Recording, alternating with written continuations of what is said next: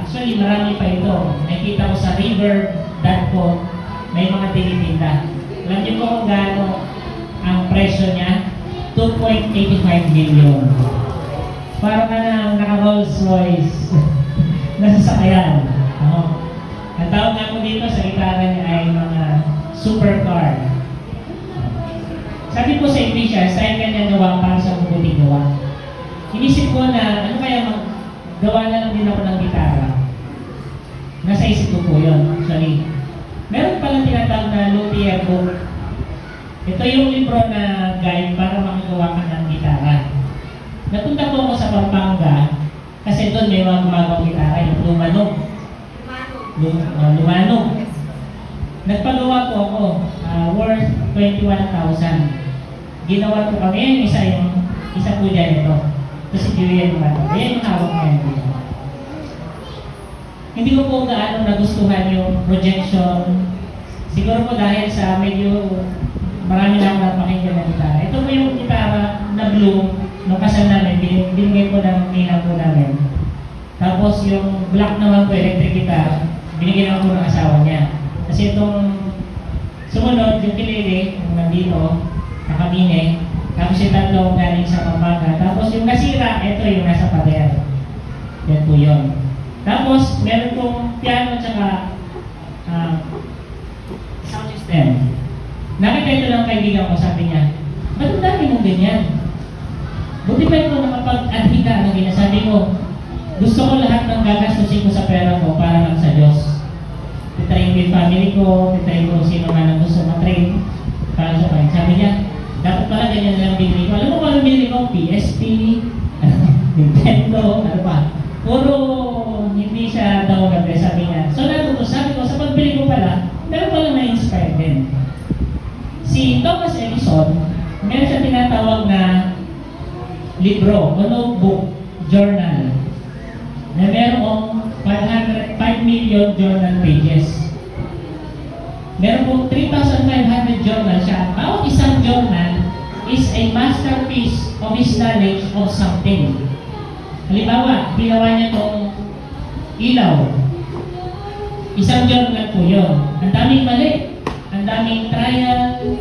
Tapos, sa kawilulihan, nagawa naman po niya. Kaya nga sabi niya 99% na perspiration, 1% inspiration. Sabi sa interview sa kanya. Tapos, ginawa niya po yung phonograph o nagre-record ng sound. Nasa libro din po yan, nasa journal niya, nakita. At ginawa niya po niya yung motion picture camera na ngayon, nakikinabang tayo sa YouTube, sa cinema, sa camera, Nikon, at lahat pa ng iba't ibang klase camera, pati yung cellphone ng camera natin. Meron din siyang journal na natagpuan na mga plants. So tinanong ng mga tao, ba't kaya siya nag-aral ng plants? Yung pala, si Henry Ford, nung gumawa ng Ford na sasakyan, ay nangailangan ng maraming rubber paggawa ng gulong. Hindi pa ganun kadami yung nakukuha. Kaya naging invento siya ng mga halaman, pinagsasama-sama niya para magawa ng mas magandang uri ng rubber. So ibig sabihin, nagmamaster siya ng isang bagay, kinakailangan mo ng libro. Kung gusto mo yung Kristiyano, magmaster ka ng Bible, di ba? Kung gusto mo ng matutulong buwang gitara, Luther's book. Si Facebook, nagmaster din siya ng face, ginawa niyang book. Nirapan niya yung mga picture ng mga classmates niya sa college, tapos nilagay niya. Sabi niya, may habit na magtala ng kanyang nearly personal goals parang journal ng reflections of plans. Si Taylor Swift, nagko-compose siya, sinusulat din niya. Mahalaga po na sinusulat natin yung nasa isip natin. Pag meron kang gusto, meron kang gustong ligawan, napasinusulat mo. Parang may resibo. Di ba? Mayroon kasi yung naging MU kayo, tapos naging walay kayo, hindi naman kayo. Sabi, hindi naman talaga gawin yan. May pruweba. Ito talaga, sinulat mo talaga. Kaya kung nais mo malinawan ang isip, ilagay sa papel ang laman ng puso. Si Elon Musk, nung ginawa niya yung SpaceX, tsaka yung Tesla, sabi niya, hindi ako nagsusulat na ng journal, pero meron akong Evernote o kaya ay Trello. Ibig sabihin, sinusulat mo pa rin. Nang sa ganon, hindi mawala lahat ng iyong ginagawa. Kaya sabi ko, ang naisulat ngayon ay gabay ng kinabukasan. Ano bang masumpungan sa inyo diary, journal, o libro, iyan po ay magiging kasaysayan. Tandaan po natin ito. May mga libro, halimbawa The Book of Soyga, natala dito sa History Channel, at ito ay hawak, hindi na alam sino author, hawak ni John Dee. Ito po ay advisor ni Queen Elizabeth I. Binasa niya to pero hindi natapos dahil nakakatakot. Demonic. Siya po ay advisor at manghuhula, manggagawa kung ano pa man. Meron din naggawa ng libro, The Devil's Bible, Codex Gigas.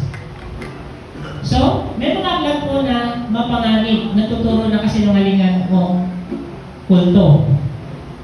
Ang kasaysayan may sinasabi kong 7 Wonders of Ancient World. Isa po dito yung nasa bandang kanan. Ang tawag po dito ay The Temple of Artemis. Ito po yung masumpungan sa Ephesians. Nangaral dito si Pablo at maraming na-convert. Ang sabi po sa tala, sa Efeso maraming tao ang nabubuhay sa takot at tumaasa sa mga aklat sa lamang katrituan ng mahika. Sa atin ngayon, marami din nabubuhay sa takot, lalo na pag bagong taon. Okay pa ba kaya yung business ko? Ano kaya yung sabi ng Funsoy? Magganit daw ako ng pula, maglagay ako ng palaka sa business ko na may kagat-kagat na coins, o kaya kumuha ko ng pusa na gumaganyan. Marami natatakot dahil gusto nila magpalain sila pero mali yung kanilang pananampalataya. Kaya sabi sa Luwabis 9:9, marami rin nagsisigabi ng mga aklat ng paggagaway na nagtipon at sinunod nila ang mga iyon sa harapan ng lahat. Nang bilangin ang halaga ng mga aklat na nagtirmago sa 50,000 pilak o siklo. Ang ibig sabihin niyan ay 30,500,000 ang halaga ng mga aklat. And yet, yung Bible, magkano lang, 1,200, hindi tayo makabili. Nagtsatsaga pa rin tayo sa bunga. Pero kung gusto mo na lang bilhin, bilhin mo. Alam nyo, binibili nila yung mga mahika na aklat para lamang meron gabay sa kanilang buhay na puro naman kulto ang laman. At dito sa Pilipinas, meron yung mga manunulat na nilalagay sa mga newspaper, mga horoscope, mga daily guides. Ito po yung malaking tukso sa atin bilang Kristiyano. So sa Ephesians, yung mga na-convert, Bible na yung binasa, yung mga kulto, mga libro, pinagtatapunan nila. Ang sabi po ng Panginoon, inutos ng Diyos na isulat ang kanilang karanasan. Kayo po ba sinusulat ninyo ang karanasan nyo? Sabi ng Misto, gumawa ka ng dream board. Ano yung gusto mong gitara, ano yung gusto mong sakyan, ano yung gusto mong bahay, ano yung gusto mong hanggang sa mamatay ka. At least may naisulat yung gusto. Di ba? Alam mo kung ano yung iyong nilalais. Kaya si Moses, isinulat nila yung paglalakbay nila na siya natin pinakikinabangan ngayon. Di ba? Ito yung paalala ng Diyos ay tapat sa lahat ng panahon. Kaya itong mga 12 alagad, kahit sila ay fisherman, kahit sila ay magsasaka, naging writer sila, naging author sila. Dahil meron nangyari sa kanilang buhay na hindi nila maitago sa sarili lamang. Gusto nila, pag nakalkal ng mga ninuno at ng mga magsasampalataya, ay merong matutunan sa kanilang mga pinagsusulat. Hindi yung pag-uusapan natin mga ninuno natin. Ano ba yung ninuno mo? Chick boy. Oh, si Jose Rizal, grabe, sa Japan, napunta siya sa Germany. Ang dami niyang chicks. Ito sa Luzon, sa Visayas, sa Mindanao, di ba? Nakakaya. Masungkuhan ka, namatay ka yung sa text mo. Meron ka palang mga snacker. Di ba? Pero ito mga prophets, nagsulat sila ng kanilang mga karanasan. Alam niyo mga kapatid, ang karanasan ko sa pagtugtog, pinatigil ako dahil hindi daw ako akma sa kanta, sintonado daw. Naging hamon sa akin yun, kaya ako'y nagsulat kami ni Mrs. ng songbook ng Mayeso, ng Ukulele, tsaka ng piano. Nakakatugtog po ako, kayang kumanta, pero hindi ako expert. Pero sa gitara, gusto ko maging expert. And then, nagkaroon po kami ng anak, gusto din namin isulat. Nalaman namin yung mga libro na ginagamit po sa mga schools natin, hindi gawa ng Adventist, kundi gawa ng Baptist, ng Iglesia ni Cristo, tsaka ng Katoliko. Kaya kami po gumawa ng 6 na libro, MAPE, Mathematics, Values, Aral Panlipunan, na K-12, tsaka po ng science. Yan po yung tinuturo natin sa mga anak namin. Kaya po sila, si Julie, ay talagang marunong na magbasa kahit hindi pa nag-aaral. And lately, kami po ni Mrs. ay gumawa naman ng journal para po sa youth na hango po kay Mrs. White at saka sa Bible. Meron din po sa mga lovers. Ito po yung hango sa writing si Mrs. White na letters to the young lovers. Ganyan din po itong para sa mga teacher. Kasi pag na-encourage daw niya yung mga teacher, marami daw mga estudyante na gaganda ang buhay. Alam niyo ba sa school ngayon uso ng barilan? Patayan. Binagsak ni teacher, sinapak si teacher. Diba? Binaril si teacher. Magjojowa na, mga high school pa lamang, nagbabarila na. Sa mga parents din, para hindi naman laging cellphone lamang ang hawak. At least once a week, nag-journal ka kung anong natutunan ng iyong anak. Hindi yung paglaki na, wala naman akong pagkukulang. Lahat naman ginawa ko, dinadala ko sa church, pero nagluloko-loko pa rin yung anak natin. Pero kung makita mo sa journal, yung ugali niya, na itatala mo, na ililista mo kung ano yung improvement, na ipag-pray mo, tapos sinunod ni Lord, nakinig si Lord sa prayer mo, answered prayer, papasalamat ka. Pag binuksan mo, is a history of you and your child. Hindi lang yan. Siyempre, meron tayong canvasser. Ito yung mga libro na ating gabay. Meron mga gabay, sabihin natin, meron naman sa National Bookstore, Rich Dad, Poor Dad. Ito pong mga libro ito ay self-centered approach tungkol sa pagyaman, investment, at financial independence. Maganda siya, pero kinakailangan may filter ka pag nagbabasa. Ano ibig sabihin ng filter? Hindi siya spiritual guide to guide you sa iyong business. Ito po ay hindi siya outright forbidden. Meron mga practical lessons na pwede nating adapt. Pero hindi nga po siya yung spiritual guide natin sa stewardship. Meron din Think, Grow, Rich ni Napoleon Hill. Ang prosperity mindset po na to, law of attraction at personal energy ay masusukuran sa libro na to. Anong mali dito? Ito pong Secrets of the Millionaire Mind, hindi po siya kasi guided ng spiritual na writing si Mrs. White tsaka ng biblical concept. Kaya, naisusulat nila ito in the concept sa sanlibutan, hindi sa pagiging steward as Adventist. Bakit po mali ang turo ng law of attraction? Meron po kasi ito occult truths na pinagmulan. Galing po ito noong 1800s, konektado sa mysticism at esoteric teachings. Na pag may nagustuhan ka, mapagpasayo, basta buong puso mo, buong buhay mo, ay iyong ilalaan para lang sa'yo. So, nagiging Diyos andito yung isip. Hindi na yung tiwala sa Diyos na kung kalooban ng Diyos, mapapasaya yan, sang-ayon sa will ni Lord. Ito po ay strongly warns against occult practices sa Deuteronomy 18:9-12. Nagtuturo ng manipulation, deception, tsaka domination. Halimbawa po ito, power, 48 laws of power. 100% mangyayari daw.